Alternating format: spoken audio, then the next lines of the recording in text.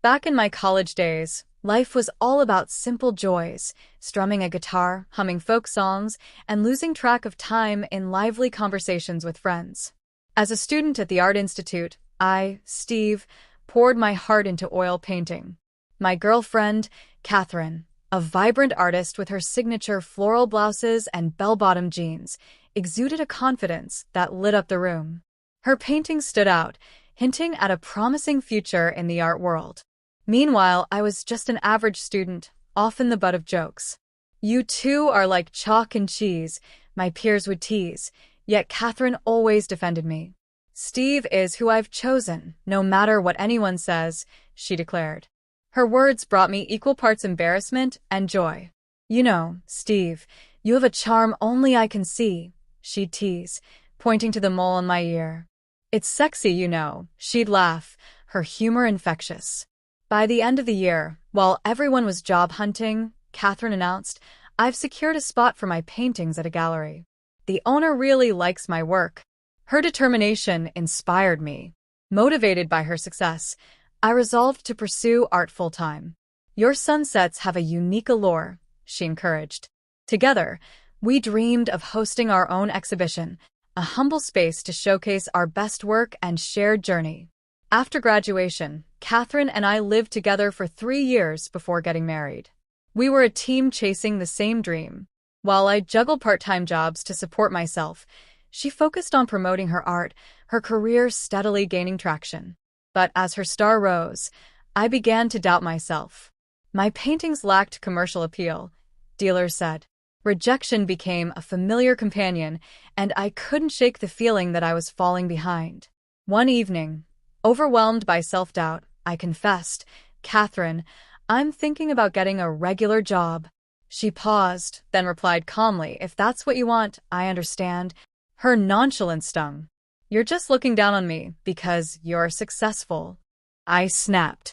"You're being too hard on yourself, Steve," she said softly. "I never judge your choices." But the resentment had taken root. "It's tough being with you. I can't keep comparing myself." "Maybe we should divorce," I blurted. "If that's what you want," she whispered, her acceptance cutting deeper than any argument. The next day, I signed the divorce papers and moved out. Alone in a tiny apartment, I scrambled to find a job. My resume, filled with part-time work and failed art ventures, drew more smirks than offers. The constant rejection felt eerily similar to the art world. Just when I was ready to give up, a printing company saw potential in my design skills. "We'd like you to join us," they said. For the first time in years, I felt a glimmer of hope. I threw myself into work, burying thoughts of Catherine and art. Over time, my passion for painting faded into a distant memory. Friends urged me to remarry, but my heart still lingered in the past. Decades slipped by unnoticed. At 65, on the cusp of retirement, I found myself staring at an aged reflection in the mirror. My once vivid dreams of art and love had become faint whispers of another life. Yet, as I sat at my desk, now a contract worker with more free time, a familiar image surfaced in my mind, a sunset with a passionate red hue, the vermilion standing out. For the first time in years, I felt the urge to pick up a brush. Perhaps it wasn't too late to rekindle the dreams I once shared with Catherine. At 65, I found myself frequenting a small neighborhood bar for the first time in years. The warm familiarity of the place was a comfort. "Welcome, Steve. Your usual spot is free," the bartender greeted me cheerfully. The bar, run by a kind-hearted woman, was a haven for regulars to share stories and unwind. One evening, as I nursed my drink, she turned to me and asked, "Steve, didn't you used to paint? You mentioned it once." "Oh, that was a lifetime ago," I replied with a wistful smile. She wasn't satisfied. "Skills like that don't just vanish, you know. You should show me sometime." Before I could respond, the conversation shifted. She handed me a postcard. "A friend of mine is hosting an exhibition at a gallery. You should check it out. It's called Nostalgia, fitting, don't you think?" The words stirred something deep within me. Nostalgia. Memories of dreams left unfulfilled. "I haven't seen any art in ages," I said, laughing. "Then it's time," she said firmly. On my day off, I visited the gallery. It was a small, intimate space filled with paintings and sculptures. As I wandered through the room, a particular painting stopped me in my tracks. It was breathtaking, a fiery red sunset, bold and alive, with hauntingly real eyes gazing back. "Do you like it?" a voice asked beside me. I nodded, still captivated. "It's incredible. The vibrant red. It reminds me of the sunsets I used to paint, though I could never create something this powerful." I glanced at the nameplate. My heart skipped a beat. The artist's name was Catherine. The woman beside me noticed my reaction. "Do you know Catherine?" "Yes," I said, my voice faltering. "We were married once, but we divorced. That was 40 years ago." Her expression softened. "Oh my God, you're Steve, aren't you?" "Yes," I whispered, a lump forming in my throat. She took a deep breath. This painting was Catherine's.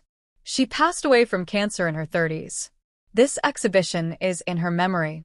I froze, unable to process the words. "Catherine was gone? She talked about you until the end," the woman continued gently. "She was always afraid she had stifled your talent. She thought her success pushed you into a corner, and it tormented her. That's why she let you go. She hoped it would set you free." Tears welled in my eyes. Catherine had carried that burden all along, while I had assumed she simply moved on. The woman reached behind the counter and pulled out a set of oil painting tools. "These belong to Catherine. She wanted you to have them." "I gave up painting years ago," I said, my voice shaking. "She painted that sunset to capture the red you loved so much. She believed it might remind you of the passion you once had." I stared at the tools, noticing the well-used tubes of red paint. The vibrant vermilion seemed to pulse with life, carrying Catherine's spirit. Overcome, I took them and thanked her. That night, I set up a canvas for the first time in decades. My hands trembled as I began to sketch, but memories came flooding back. Catherine, shyly posing for me, her voice urging, "If you're going to paint, make it beautiful." "I'll paint you as the radiant beauty you always were," I whispered to the canvas. The next day, I shared the finished piece with Sam, a regular at the bar. "Steve, this is incredible," he said, his eyes wide with admiration. "It's full of life, a masterpiece." For the first time in years, I felt a spark of pride. I returned to painting with renewed passion, pouring my heart into every brushstroke. Months later, I rented a small gallery to showcase my work. At the center of the room hung my most cherished piece, Catherine, illuminated against a blazing red sunset, her spirit radiating from the canvas. As visitors admired the paintings, I felt Catherine's presence, her voice echoing in my mind. I smiled, knowing that through my art, her memory would live on forever.